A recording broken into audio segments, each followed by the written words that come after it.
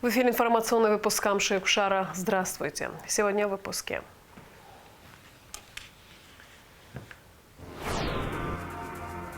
Во всех школах республики прозвенел последний звонок.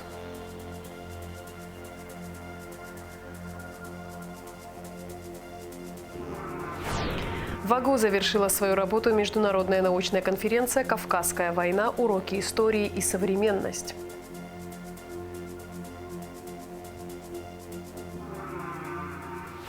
Введен в эксплуатацию мобильный комплекс автоматизированной фиксации административных правонарушений «Рубеж».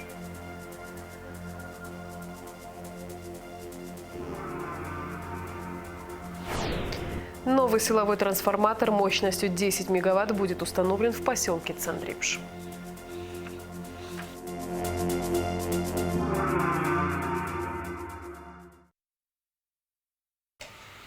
Во всех школах республики прозвенел последний звонок. По данным Министерства просвещения, в этом году в 153 школах Абхазии до 1900 выпускников. 12 из них претендуют на медаль. Последний выпускной экзамен для 9 и 11 классов пройдет 20 июня. После будут проведены городские и районные баллы. Во второй средней школе столицы праздник начался с танца школьников. После поднятия флага и исполнения государственного гимна состоялась торжественная линейка, на которой директор школы и представители отдела образования администрации Сухума сказали ребятам много теплых слов. Репортаж Рады Чичава. Говорят, школьная пора запоминается на всю жизнь. С трепетом и теплом вспоминается и в студенческие годы, и в рабочие будни. А потому последний день в стенах родной школы всегда наполнен эмоциями. В Сухумской средней школе номер 2 имени Александра Пушкина праздник начала взрослой жизни начался с зажигательного танца школьников.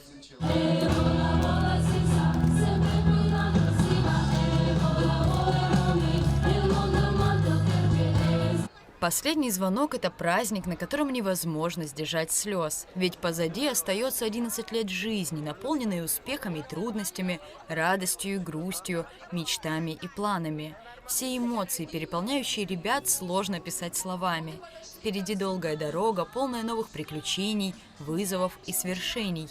Но любимую школу, как говорят сами выпускники, покидать совсем не хочется. Вот и последний звонок, 11 лет учебы позади. У меня очень смешанные ощущения. Я считаю, что это самый лучший и дружный выпуск. Конечно, очень расстроена из-за того, что мы заканчиваем школу. Все-таки прожили 11 лет вместе. Жалко, что прощаемся и с учителями, и с друзьями, с которыми мы столько времени вместе. Очень всех люблю, очень буду сильно скучать.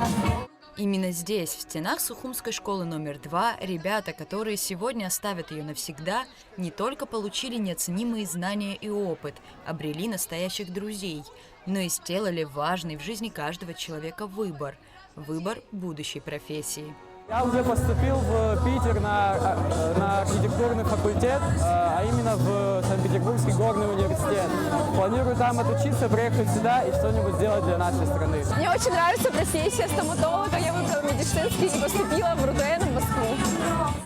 После поднятия флага и исполнения государственного гимна состоялась торжественная линейка, на которой директор школы Ирина Павирскер и главный специалист отдела образования администрации Сухума Марина Аржба сказали ребятам много теплых слов. Провожая школьников во взрослую жизнь, директор школы отметила, что педагогический состав очень гордится каждым из своих выпускников. 27 учеников уже стали студентами вузов. Хочу поблагодарить родителей, которые все 11 лет стояли рядом с нами. И я думаю, что уже в их руки мы передаем хороших, главное, добрых детей. Хочу поблагодарить мой родной коллектив и учителей, и тех, кто помогали нам в этом деле, наших работников школы, за их неоценимый большой труд. А нашим ребятам, я каждый раз выпускаю, вы всегда, каждый выпуск все равно самый-самый любимый. И хочу пожелать вам исполнения всех ваших желаний. Желаю вам больших успехов. Я уверена, что вы пронесете то добро, которое воспитали в вас ваши школьные учителя. Все 11 лет учебы рядом с ребятами были их педагоги, учителя, готовые всегда помочь и поддержать. И, конечно, классные руководители, буквально ставшие детям родными. Выпускники трогательно поблагодарили их. За глупости и шалости прощать, делили с нами радость и беду. Вы приучали нас к работе и труду. Так рады мы, что жизнь связала нас. Впереди у ребят выпускные экзамены и подготовка к поступлению в университеты. Их ждет по-настоящему большой жизненный путь. Но даже спустя года, десятилетия после последнего звонка они будут с теплом вспоминать стены родной школы, воспитавшей их.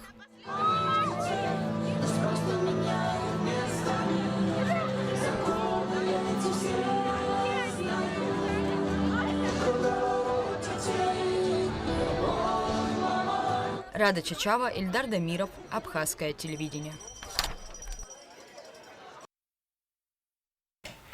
Министр просвещения Налгаблия встретился с делегацией Министерства образования России и Армавирского государственного педагогического университета. Обсуждались вопросы, касающиеся работы Центра открытого образования, который был открыт Армавирским педагогическим университетом в Галском районе в прошлом году. И Налгаблия отметил, что планируется не только подведение итогов после минувшего года деятельности Центра, но и детальное обсуждение перспективы возможностей дальнейшего сотрудничества. Он также, пользуясь случаем, поздравил ректора АРПУ Евгения Нижника с прошедшим столетним юбилеем вуза. Евгений Нижник, в свою очередь, поблагодарил министра за теплый прием и рассказал, что университет хотел бы провести в республике Олимпиаду по русскому языку среди школьников. После встречи делегация АГПУ совместно с министром посетили Центр открытого образования в городе Гал. Рад приветствовать Министерство просвещения Российской Федерации и Армавирский государственный педагогический университет у нас в гостях. Мы всегда рады нашему сотрудничеству, нашему взаимодействию. Сегодня ваш визит тому свидетельство. Мы обсудим широкий круг вопросов, что уже мы смогли сделать совместными усилиями за предыдущий год, подведем итоги, обсудим перспективу нашего дальнейшего сотрудничества. Поэтому я хочу вас, Евгений Алексеевич, поблагодарить за возможность общаться в Министерстве просвещения Республики Абхазия, за ваш приезд. И хочу, пользуясь случаем, поздравить Армавирский государственный педагогический университет со столетием. В прошлом году вы его очень широко отметили. Мы, к сожалению, не успели туда прибыть. Но мое поздравление, надеюсь, до вас дошло. И хочу с этим вас лично поздравить. Мы бы хотели сегодня в том числе подвести итоги и, конечно, поблагодарить вас за активную поддержку всем нашим идеям и начинаниям, за такой очень позитивный отклик в абсолютно любом направлении. В этом году мы хотели бы провести Олимпиаду по русскому языку в том числе. И уже, я забегаю чуть вперед, уже скажу, что Сергей Сергеевич Кравцов подписал распоряжение о выделении 3 путевок для 3 первых мест победителей во Всероссийский детский центр «Смена» в этом году на международный фестиваль русского языка для самых лучших ребят. Посол Южной Осетии в России Знаур Гасиев награжден орденом Махзапша 3-й степени. Указ подписал президент Аслан Бжани. Орден присвоен Гасиеву за личный вклад в плодотворное и конструктивное сотрудничество, за укрепление дружбы и союзничества между народами Абхазии и Южной Осетии. Награду вручал посол Абхазии в России Алхас Квициния. Председатель СКБ Тимур Ахиба вручил вдове Владимира Харабу орден мужества. Указом Аслана Бжани от 21 января этого года Владимир Харабу был награжден посмертно за мужество и самоотверженность, проявленные при участии в штурмовых операциях в зоне проведения СВО на территории Донецкой Народной Республики. Он погиб в январе этого года во время штурма города Авдеевки. В Абхазском государственном университете завершила свою работу международная научная конференция «Кавказская война. Уроки истории и современность», посвященная памяти Георгия Дзидзария. В научном форуме приняли участие ученые из Москвы, Санкт-Петербурга, Тюмени, Орла, Симферополя, Ставрополя, Грозного, Махачкалы, Черкесска, Карачаевска и Майкопа. В завершающий день участники подвели итоги и приняли резолюцию. Репортаж Ульяны Рожковой. Дата проведения конференции выбрана не случайно. Она приурочена к 160-летию окончания Кавказской войны и посвящается 110-летию выдающегося ученого-педагога, государственного деятеля Абхазии Георгия Алексеевича Дзидзария. В 1975 году Георгий Алексеевич написал свою знаменитую монографию «Махаджирство и проблемы в истории Абхазии XIX столетия». В работе конференции приняли участие ученые, представляющие научно-образовательные учреждения нашей страны и Российской Федерации. Конференция послужила важным событием в научной и общественной жизни Абхазии, а также дополнительным импульсом для исследования проблематики Кавказской войны и извлечения уроков из истории. И наша конференция, в которой высказывались разные, иногда строгие суждения, в целом была именно конференцией нахождения общих черт, общих знаменателей нашей научной совместной работы с тем, чтобы выстроить наше будущее на основе критического, объективного, грамотного исследования истории, без замалчивания и преувеличивания, без раздувания крайностей.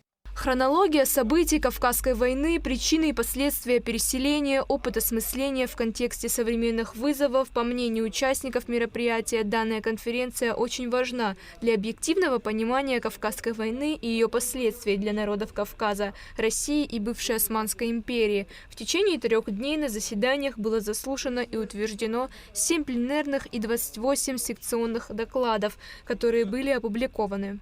Кавказская война стала крупнейшим историческим явлением в истории России и Кавказа. С момента завершения войны прошло 160 лет, однако и сегодня исследовательский и общественный интерес к этому масштабному событию не ослабевает. Преобладающей идеей конференции стал призыв к народам объединить усилия в сохранении общих ценностей и памяти об общей истории. В рамках конференции прошло 5 заседаний и было заявлено 34 доклада, из которых 22 заслушано. На конференцию не смогли приехать 10 ученых, но и их доклады опубликовали в сборнике материалов научного форума. Все участники конференции были награждены сертификатами.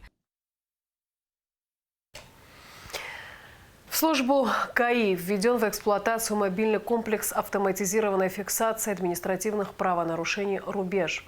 Первый рейс с его применением прошел под наблюдением министра внутренних дел Роберта Киут. Подробности в материале пресс-службы МВД. В службу ГАИ введен в эксплуатацию мобильный комплекс автоматизированной фиксации административных правонарушений «Рубеж». Теперь сотрудникам милиции данные о совершенных административных правонарушениях доступны не только на стационарных постах, но и в патрульных машинах ДПС. 20 мая прошло первое рейдовое профилактическое мероприятие «Безопасный город» с применением данного комплекса, за ходом которого наблюдал лично министр внутренних дел генерал-майор милиции Роберт Киут. За первый вечер работы комплекса нарушителям ПДД было вручено более 70 постановлений. Как подчеркнул заместитель министра внутренних дел полковник милиции Беслан Чкадо, подобное новшество поможет более оперативно выявлять нарушителей правил дорожного движения. В рамках реализации среднесрочной целевой программы «Безопасный город» сегодня был введен в эксплуатацию мобильный комплекс «Рубеж». Данные комплексы будут располагаться в патрульных экипажах машин госавтоинспекции. Комплекс позволяет выявлять нарушителей и вручать им постановления не только на стационарных постах ГАИ, как это было ранее, а теперь это будет происходить в городах и районах. Это абсолютно новый комплекс, который внедрен с сегодняшнего дня. Он позволит более оперативно и эффективно выявлять нарушителей правил дорожного движения, что повлечет за собой, на наш взгляд, снижение аварийности на дорогах нашей страны, а также снижению нарушений правил дорожного движения и скоростного режима в целом. Информация с камер фото и видеофиксации, расположенных по республиканской трассе, стекается в Центр автоматизированной фиксации административных правонарушений. Данные о нарушителях проходят автоматическую обработку. При выявлении нарушителя ему вручается постановление об административном правонарушении, которое он должен оплатить в течение 15 дней. При этом, если штраф оплачивается в первые 5 дней, то водитель оплачивает 50% суммы. Также во время профилактического мероприятия проводилась работа по выявлению других видов нарушения правил дорожного движения, в результате которой было составлено 30 административных протоколов, 45 автомобилей были растонированы на месте сотрудниками ГАИ.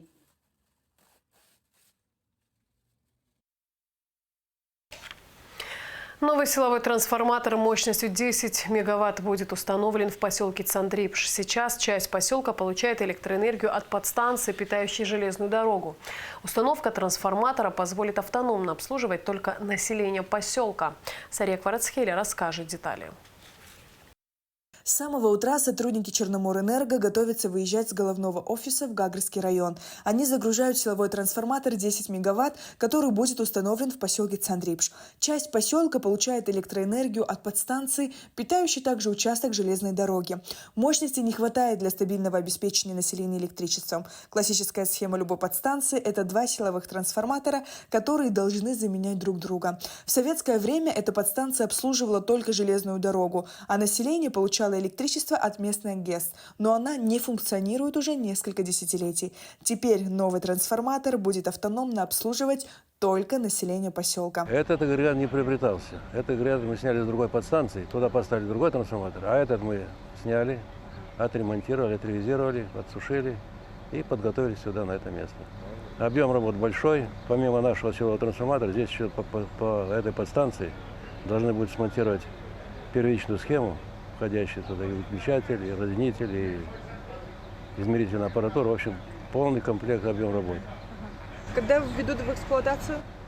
Вот этот вопрос пока я не могу сказать точно, но, наверное, буду стараться в ближайшее время вводить. Увеличение мощности позволит решить основные проблемы с энергоснабжением, и больше не придется обесточивать часть поселка каждый раз, когда проезжают поезда. Работы на подстанции Цандрипштяга ведутся за счет средств администрации Гагрского района, Черноморэнерго, а также АЖД. Гагрский район – один из самых загруженных в энергосистеме, а за последнее время количество потребляемой электроэнергии возросло в 2 раза. Здесь находятся 3 подстанции. Гагра-1 мощностью 50 мегаватт, Гагра-2 – 20 мегаватт и Гагра-3 – 26 мегаватт. Из-за роста нагрузки на подстанции Гагра-3 появились признаки неисправности одного из трансформаторов. И для того, чтобы эту неисправность определить, мы должны его отключить, поднять, слить масло, поднять активную часть и найти это место повреждения.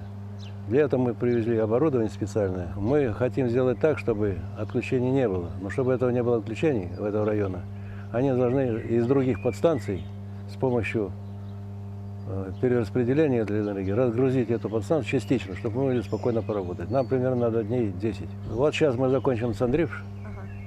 После Цандрипш будем смотреть, как только они разгрузят эту подстанцию, разгрузят, тоже это есть проблема разгрузить ее. Дадут нам команду, мы приступим к ремонту. Черноморэнерго продолжает комплекс работ по установке новых трансформаторов, замене линий электропередачи, а в планах у предприятия заменить трансформатор на подстанции Гечрипш. Сария Кварацхеля, Тимур Кови, Энал Гвинджия, Абхазское телевидение. 24 мая в 15 часов дня в фойе Абхазского государственного драмтеатра откроется однодневная выставка «Коллекция», которая представит корпоративную коллекцию живописи и графики «Гарант банка». Мероприятие организовано в честь 30-летнего юбилея со дня основания коммерческого банка. Коллекция состоит из произведений, которые представляют историческую и художественную ценность. Государственный заслуженный ансамбль народной песни и танца имени Царгуш примет участие в 7-м международном фестивале православной культуры и народного искусства. Выступление коллектива состоится 25 мая в городе Орле. И в завершении выпуска традиционно о погоде.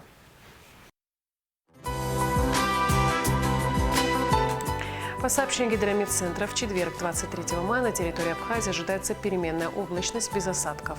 С пятницы облачная погода со второй половины дня и в субботу, в воскресенье временами дождь, гроза. Температура воздуха ночью плюс 11-16, днем плюс 17-22. Температура морской воды плюс 17. На этом наш выпуск завершен. Всего доброго и до встречи в эфире.